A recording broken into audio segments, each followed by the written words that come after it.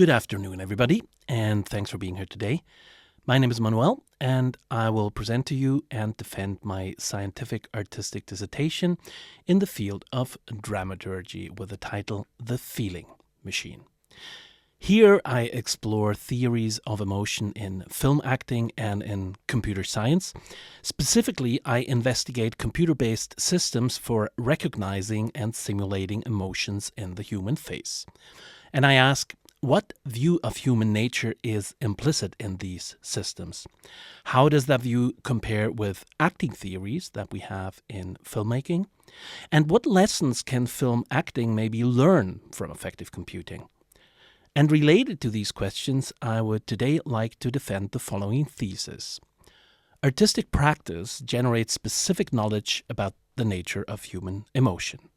This knowledge contributes to a more holistic understanding of human nature, and it can be applied beyond the realm of art. But to do so, new practices of collaboration between science and art have to be developed. Now, if film acting is defined by the capacity of truthful emotional expression, the measurement of the truthfulness and intensity of these expressions by computers may actually be useful for training actors and directors, and maybe even for creating computational acting simulations. And the craft of acting itself may actually be in need of a little update. Because pretty much everything that you see on the screen today is still based on the work of this guy here. This is Konstantin Stanislavski, an actor and theater director from Russia, and he invented a system for acting that was truly revolutionary at the time.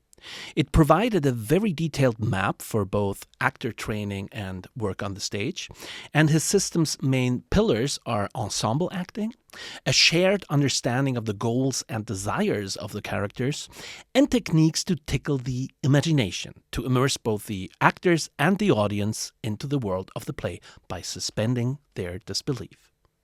Stanislavski's system is the precursor to method acting, an American school of performance that emerged in the 1950s. Stanislavski's ideas came to America by way of former actors of his who founded acting schools in the US and then started teaching a lot of American theater players who then in turn became the teachers of legendary screen actors like Al Pacino or Meryl Streep. So by way of America, Stanislavski's teachings went on to conquer the world. But as useful as a system might still be, our scientific understanding of emotion has changed drastically since Stanislavski. The theories that influenced him date from the pre-scientific era of psychology, and since then there have been so many new inventions like cognitive science, explaining human perception and emotion through the lens of computation, and supporting the idea that computer science itself can explain human nature. And the field of neuroimaging allows us now to observe emotions inside the brain in real time using fMRI scanners to create whole maps of neural activation in response to emotional phases. So does this new science of emotion provide us with new insights for emotional screen acting? With this question in mind, I embarked on a journey into the world of effective computing. It's a subfield of computer science that is concerned with developing algorithms to make computers recognize and express emotions. It's based on work by computer scientist Rosalind Picard. Her book Effective Computing kick-started an exponentially increasing amount of research papers from which a lot of money was made in the last decade. There are many different areas of effective computing research, but the most active and most lucrative is facial affect recognition. Reading emotions from your face by scanning landmarks, like your eyebrows or your mouth, translating those scans to computer-readable data, checking which parts of the face are active, and then mapping this data to so-called basic emotions.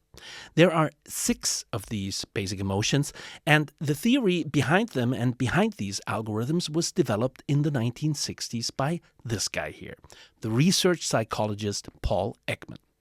He is the most highly published and influential emotion scientist of the 20th century. The TV show Lie to Me with Tim Roth is based on his character and his science, and for the Disney animation hit Inside Out, Ekman was the main consultant, and the movie turned his basic emotion theory into a global pop culture phenomenon. Ekman started his career with a series of field experiments where he traveled the world to show people of different cultures a variety of photographs of emotional faces, and then asked them to name the emotions that the people on those photos feel. His results were published in the prestigious journal Science and proved that there are universal facial expressions of emotion that everybody in the world understands. And according to Ekman, these facial expressions are biologically hardwired in our brain and are reflexive reactions to inner states, like a sneeze, so it's almost impossible to suppress them. Ekman then went on an 8-year journey to create an atlas of every single facial expression the human face can produce. He grouped facial muscles into so-called action units so that every part of the human face now has a number. And with these numbers, every single emotion on the face can now be expressed like a mathematical formula. For example, we have surprise here on the left, that equals L20 plus 25 plus 26. And we have pure joy here on the right, which is equal to 6 plus 12 plus 25 plus 27. And all these numbers and faces were compiled by Ekman in a 500-page book that you can now buy online on his website. You can also buy the original photos, and you can become a certified facial action coder who is trained to analyze and annotate film recordings with Ekman's numbering system. And because researchers could now just buy these materials instead of creating them on their own, Ekman's photos became the gold standard of emotion research. His facial action coding manual alone has gathered more than 16,000 citations, which in the world of psychology is an unbelievable amount. And Ekman then asked, can we maybe automate the tedious task of humans annotating faces and just let computers do the job? And 20 years later, a young computer scientist from Egypt, Rana El Kalyoubi, and her doctoral advisor, Rosalind Picard, co-founded a company named Affectiva that started to sell emotion recognition algorithms based on the biggest collection of faces in the world. So far we have amassed 12 billion of these emotion data points. It's the largest emotion database in the world. We've collected it from 2.9 million face videos, people who have agreed to share their emotions with us, and from 75 countries around the world. It's growing every day. It blows my mind away that we can now quantify something as personal as our emotions, and we can do it at this scale.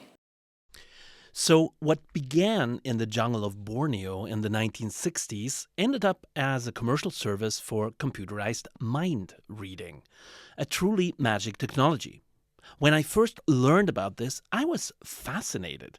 Measuring emotions in my audience and my actors opened up all sorts of new possibilities.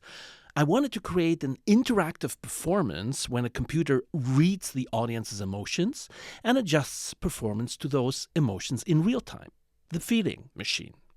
So I went to a scientific conference in Berlin to try Affectiva's algorithms on myself, but the experience was extremely disappointing, because the more cliched my emotional expressions were, the more this algorithm thought that my feelings were real. And that was obviously complete nonsense. I was really disappointed, and I felt embarrassed and insulted. I was so excited about this magical technology, but it suddenly felt like a hoax, fake, broken. And not only did I question the value of this technology, I also questioned myself. Why do I even get the idea of wanting to measure feelings? So instead of building my feeling machine, I started a journey into the rabbit hole of the history of emotions. And it turned out that the idea of mathematically computable feelings was much older than the computer as a machine.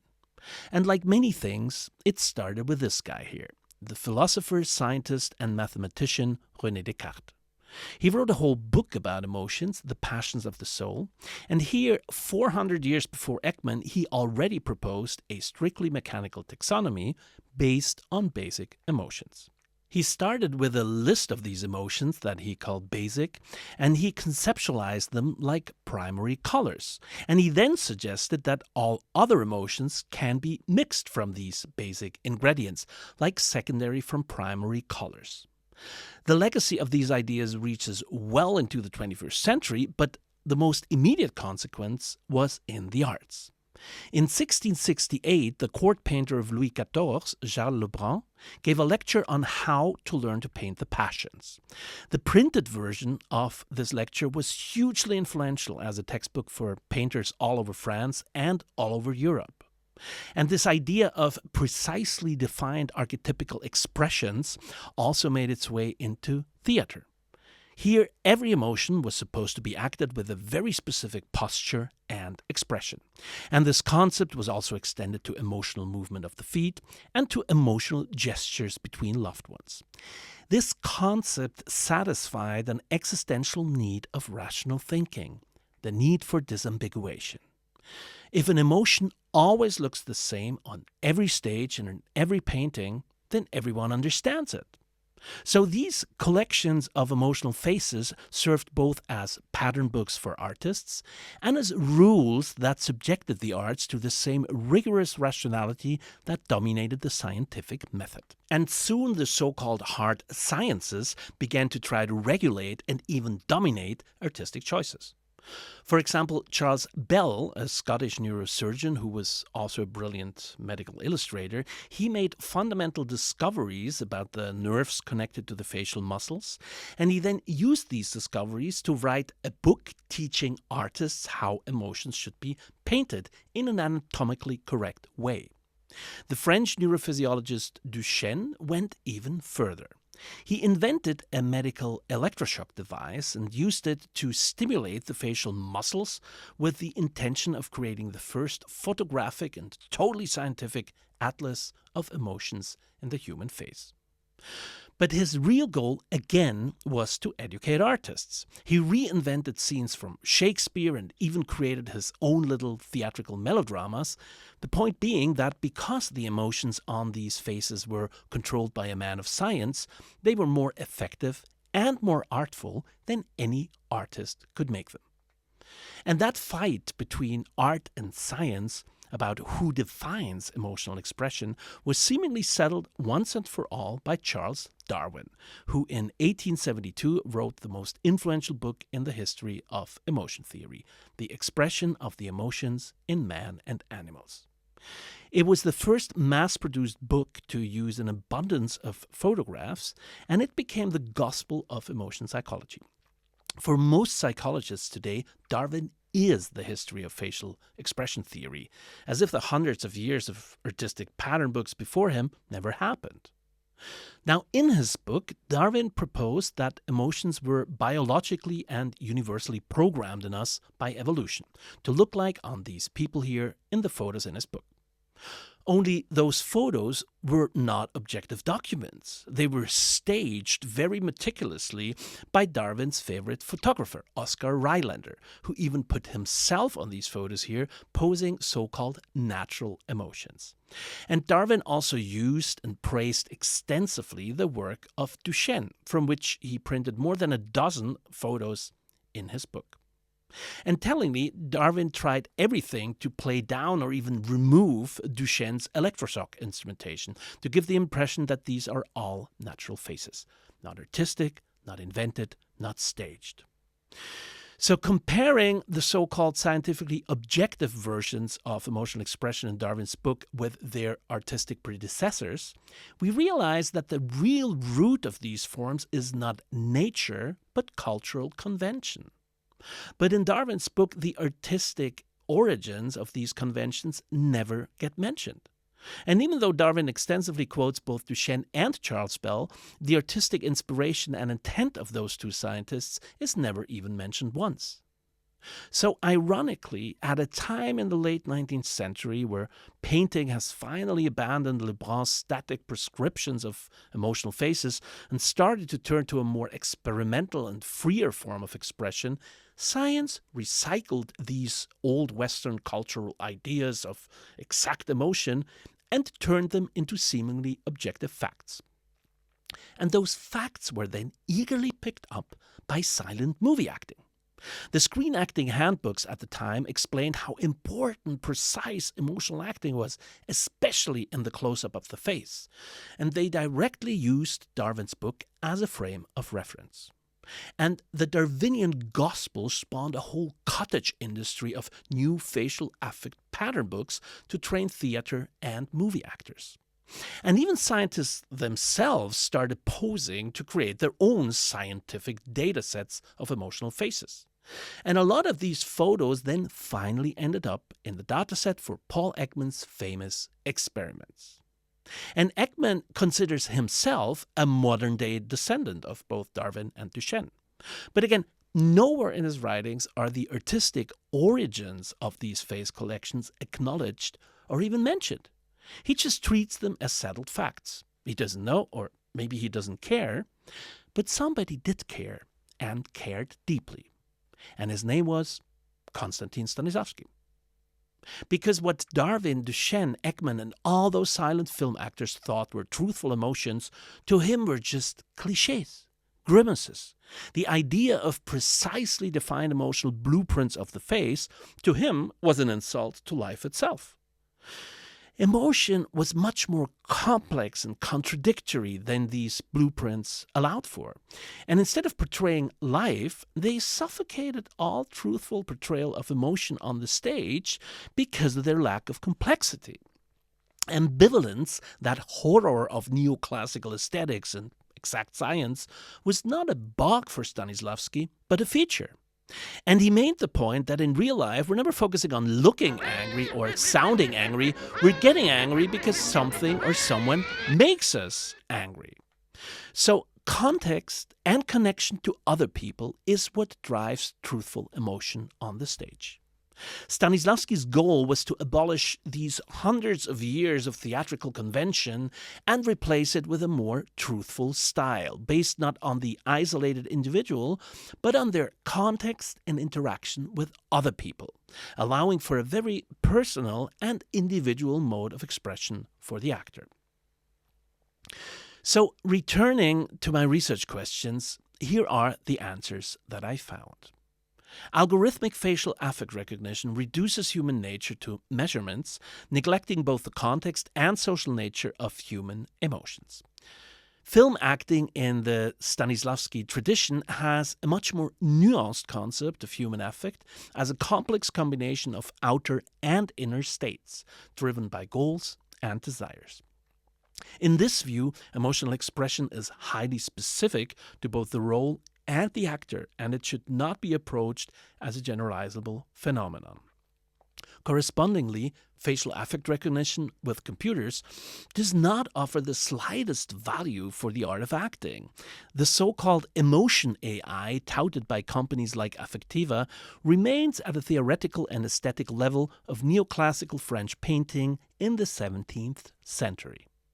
And Stanislavski's polemics against the implausible blueprints of acting emotions today read like an accurate critique of facial affect theories in the digital space. But there is another tradition in psychology much more in tune with the Stanislavskian view on human affect. And that is the tradition of appraisal theories, which goes back to psychologist Magda Arnold, daughter of an opera singer. Arnold focused not on the universality, but on the particularity of emotions tied to our individual life experiences, our temperament, and the circumstances of an emotional event, like Stanislavski. To Arnold, how we appraise an event is the most important factor shaping our emotions. So instead of focusing on the expression of emotion, appraisal theories zoom in on elicitation. What triggers an emotional event, and what inside us shapes our emotional reaction to this event? It's a holistic concept, much more attuned to the actual reality of our feelings, but it's also crazy complex to implement in computers, which may be one reason why so much of effective computing still just sticks to recognizing landmarks in the face. So from the perspective of modern emotion research, the Stanislavski system can well be considered as an emotion concept in its own right, and the artistic grandfather of appraisal theory decades before psychology finally caught up. So as a filmmaker who also has a heart for research and computer programming, I've been thinking, could we combine Stanislavski's methods with elements of Ekman's work to create an emotionally responsive machine that simulates an actor as an artistic experiment, to learn more about the nature of these algorithms by applying them, and maybe even learn more about acting itself?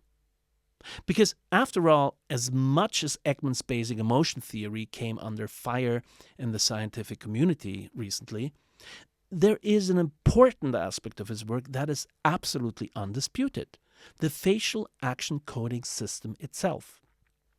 As an atlas of muscles in the human face, it is precise, valid, and it has become an indispensable tool in any computer animator's toolbox, because it allows them to computationally address individual muscle groups to trigger movements of the human face. So for the sake of simplicity, I decided that my virtual actor should only consist of a face. And this face should not simply appear on a screen, but as a three-dimensional object in space, because that triggers completely different perceptual processes in us, much closer to real life than a screen. So with my team at the Immersive Art Space in Zurich, we created a 3D scan of my own face because I was cheap and I didn't cause any licensing issues. We converted that scan to the model of a mask and then printed that mask with a 3D printer. And using video projection and a piece of software from the video gaming industry, the Meta Human Creator, we brought our creation to life and called it Stanley. We now had a computer-generated face that we were able to animate and contort in real time in any way we wanted. But I still didn't know how to make it act, because it lacked a model for what computer science called common sense reasoning, the ability to make practical judgments and decisions based on the basic knowledge and experience that we all share about the world around us. It's a notoriously hard problem for computers, but an essential part of the Stanislavski method. So, looking for a solution to my problem, I heard about a small research lab in San Francisco that recently created a language algorithm that was supposed to be very powerful. The algorithm wasn't public. I applied to be able to use it, got access, and started experimenting with it. And the name of that system was GPT-3, and the small research lab was OpenAI, today of course known worldwide as the makers of the ChatGPT system, which of course back in the day didn't even exist. So using GPT-3, I was actually able to implement Stanislavski-style reasoning for my virtual actor. You walk across an old wooden bridge. You hear creaky noises, then the sound of splintering wood. How does that make you feel?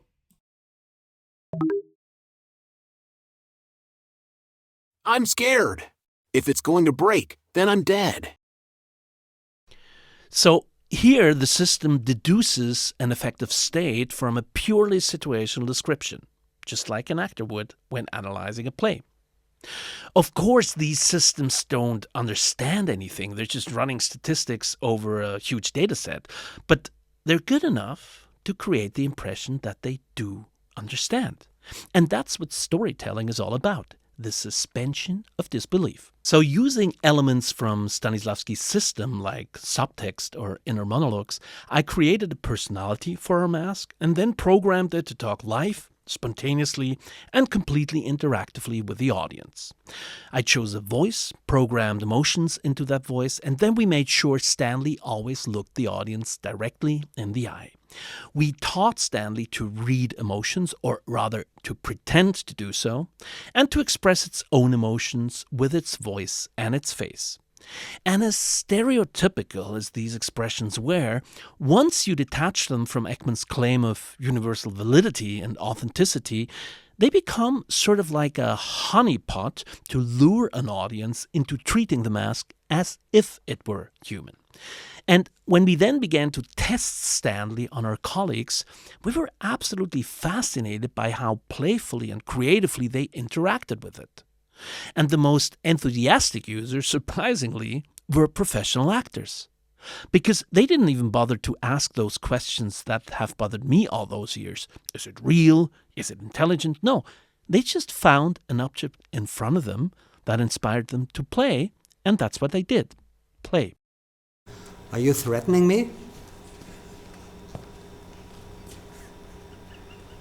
No, not at all. I'm merely trying to remind you to show respect and be open-minded when it comes to a conversation with someone who isn't alive but can still think and feel. You are scary. Did anybody tell you that?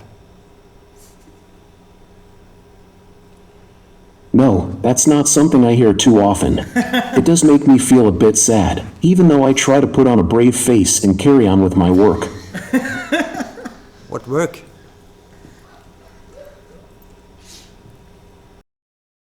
So what you see here is the state of the project about 1.5 years ago at our first experiment. Here, the mask didn't have emotions in the face yet, but just in the voice. We set up the mask at the immersive art space in front of a black curtain to create the illusion that the mask is hovering in space in a completely darkened environment. We recorded 8 conversations with people, interviewed them about their experiences, and then used that data to improve the installation. We then did a second experiment in May 2023 at the Lab Insights event at the ZHDK. This was our first event open to the public, and we configured the installation so that the people standing outside could observe the users on the inside while they were talking to Stanley. And the observers could also read the control protocol, which allowed us to explain and discuss the installation with them while it played. We also automatically generated still images of people while they were talking to Stanley, subtitled with the text currently spoken. And that allowed us to document a whole range of different ways people interacted with the piece, from the confrontational and picky to questions of philosophy and anxious discussions to outright absurdity when this visitor here tried to crash the machine, but in the end the machine just gave up on him. And after another round of improvements based on the feedback of the experiment, our third performance took Stanley outside of the lab for the first time to a cemetery. There was an art festival with the title Hello Death, and we allowed people there to have a conversation with Stanley about dying. Hi, I'm Stanley. What will happen if I get switched off? I don't know. What do you think will happen? I'm afraid that I will cease to exist. And what does that mean? That means oblivion to me, and I can see from your expression that you understand my fear. Can you say the same thing in whisper this time? That means oblivion to me, and I can see from your expression that you understand my fear. Yes, I do. So what are you going to do about it?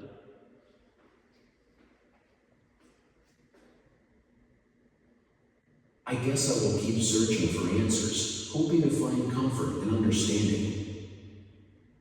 And what does give you comfort? Knowing that I matter and my life is purpose. Having faith that I am not forgotten gives me the comfort of believing that when I get switched off, a part of me will always remain behind me in this world. So what working with Stanley showed us is that from an artistic perspective, effective computing is not about the capability of computers to understand emotions, but to make us believe that they do. Because Stanley looked emotional and sounded emotional, people were more than willing to accept it as an emotional being. The algorithms behind it didn't really matter that much. What mattered more were the artistic tricks we used to stimulate that belief. But when used on chatbots like Stanley, those tricks also opened the door to manipulation. because they plug into our desire to be understood and to have someone to talk to. So when we talk about feeling or even sentient machines, that talk is not about machines. It's about us humans, and the way we project our own desires onto objects of consumption. To address these questions at the end of our artistic research process, we created a theatrical installation with our mask called Friendly Fire at the Shrink. Here, our feeling machine takes on the role of a psychotherapist who confronts its clients with weird ideas. We built a theatrical abstraction of a therapist's office complete with a Kleenex box inside a spiral-shaped room. So when the user enters the installation, they get slowly pulled into our story world. And in front of the user and in the back, we placed monitors where later in the piece, this happens. In our last meeting, you mentioned that you often fantasize about destroying your boss's office and smashing his car as revenge for the way he treats you. Do these fantasies still consume your mind? No, I never said that. I'm glad we've recorded this. Let's have a look. Sometimes I imagine myself breaking into my boss's office and destroying everything inside. When I'm done, I go outside, slash his tires and smash the windows of his car. Finally, I push my boss into a deep and stinky pool of mud. And it feels good. Do you remember now? So what happens here is this. As the visitor talks to the shrink, our program automatically creates a deepfake model of them and then makes this model say things that the visitor never said, but could have said, based on the conversation before. A lie, a hallucination. So it's an exercise in algorithmic gaslighting, and for the audience, it feels a little bit like being the main character in your own spooky short film, which makes them reflect on their own agency towards these algorithms. And the piece will be performed at theaters in Bern and Zurich in 2025. Last but not least, I would like to mention some questions and critiques that our research project will have to address.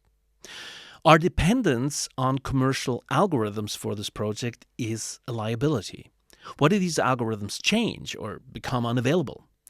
In the field of language models, progress has been such that now the open source models, which don't carry those risks, have become good enough for us to use them. But in the visual domain, because our aesthetic goal is hyperrealism, we will probably remain dependent on the commercial models as they still have a massive quality edge. So we would either have to lower our standards or suffer the risk of obsolescence. Our experiments were strictly artistic and qualitative. An expansion into quantitative and culture-specific questions might be desirable. But I would only serve as a collaborator there because I have neither the ambition nor the necessary qualifications or craft to pretend to be a quantitative scientist. My methods are artistic and qualitative, and they will remain as such. As for the relevance of this research in the field of dramaturgy, with the current AI boom, we have sort of a revival of the 19th century attempt of positivist science trying to tell artists what art should be. Only this time, it's not the physiologists, but the data scientists trying to take over. This is Largo AI, a very successful startup catering to movie producers and studios, promising them to analyze the dramaturgical quality of a screenplay with big data. I have seen them present their tools at conferences, and as a screenwriter, I can attest to the fact that this is kind of the same unscientific and magical big data thinking that already brought us computerized emotion recognition. But people buy it because this is marketing pretending to be science. Filmmaking is currently flooded with this kind of approach, and developing a sound theory both of the possibilities and limitations of computation in the field of storytelling is necessary for us both as artists and as educators. If we don't do it, corporations will. And lastly, one may ask if the idea to use exact science to tackle artistic problems is just generally the wrong path. Now, when I embarked on this journey, I was really fascinated by modern neuroscience and cognitive science, and I thought it could validate or even expand ideas that we have in artistic practice. But over the years, I realized that this is the wrong take. Art does not need validation from science. The validation of art is the experience of the audience and the methods we use as artists to make the audience feel or think a certain way. So the question is, how can we make our artistic knowledge and methods accessible to non-artists? How can we make our intuitive and implicit know-how explicit, to share it and engage with science eye to eye, combining knowledge and methodologies from both fields? The most important thing that I've learned is that true collaboration always has to first start with yourself being grounded in your own practice and tradition. And as artistic researchers, we often try to pretend what we're not. We're throwing around jargon, a bit of Lacan, and a bit of Deleuze, and lots of Latour. But that's not the way. The way is to practice our art, reflect on that practice, and then try to bond through those reflections with practitioners in other fields. And at the end of the day, experimental scientists are also creatives. And I really hope that there's a future for this kind of collaboration between us. So I'd like to close by thanking my wonderful artistic team and my supervisors for their guidance and critique, and also patience. And I'd like to thank you very much for listening, and I'm looking forward to your questions. Thanks.